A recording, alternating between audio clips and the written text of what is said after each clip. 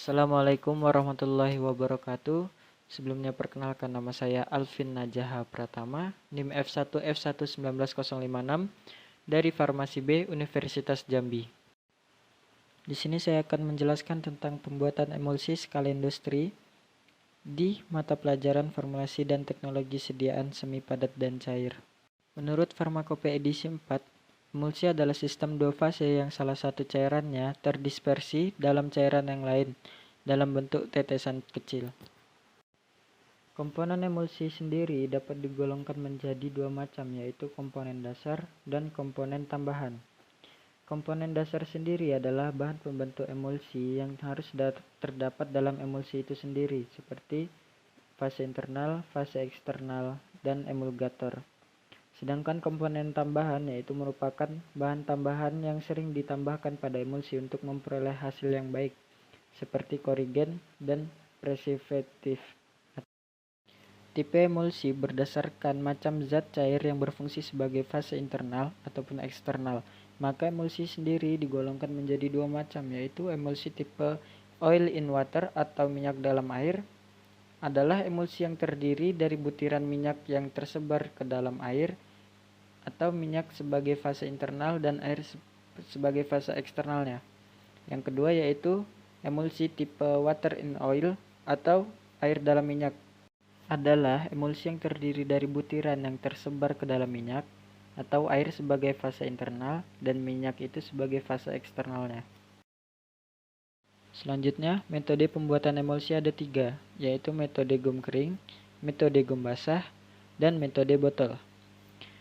Metode gum kering sendiri yaitu zat pengemulsi dicampur dengan minyak, kemudian ditambahkan air untuk pembuatan korpus emulsi, baru diencerkan dengan sisa air yang tersedia. Sedangkan metode gum basah yaitu zat pengemulsi ditambahkan ke air agar membentuk suatu mucilago. Kemudian perlahan-lahan minyak dicampurkan untuk membentuk emulsi. Setelah itu baru diencerkan dengan sisa air.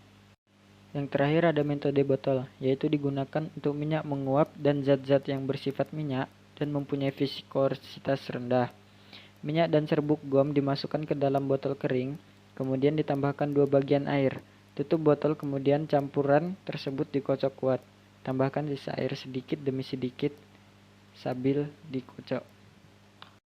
Dan selanjutnya, faktor-faktor yang mempengaruhi stabilitas emulsi yaitu: yang pertama ada perbedaan jenis berat antara kedua fase. Yang kedua yaitu kohesi fase terdispersi. Yang ketiga, presentasi padatan di dalam emulsi. Yang keempat, temperatur luar yang ekstrim. Yang kelima, ukuran butiran fase terdispersi. Yang keenam, viskositas fase kontinu. Yang ketujuh, muatan fase terdispersi. Yang kedelapan, distribusi ukuran butiran fase terdispersi. Dan yang terakhir, tegangan interfasial antara kedua fase. Hal yang perlu diperhatikan sebelum memasuki lab yaitu: yang pertama, menggunakan jas lab dengan benar. Yang kedua, menggunakan masker. Yang ketiga, menggunakan handscoon di kedua belah tangan. Yang keempat, menggunakan headcam. Yang terakhir, menggunakan alas kaki yang tertutup. Selanjutnya kita masuk proses pembuatan. Di sini yaitu proses penimbangan. Siapkan terlebih dahulu bahan sebelum ditimbang.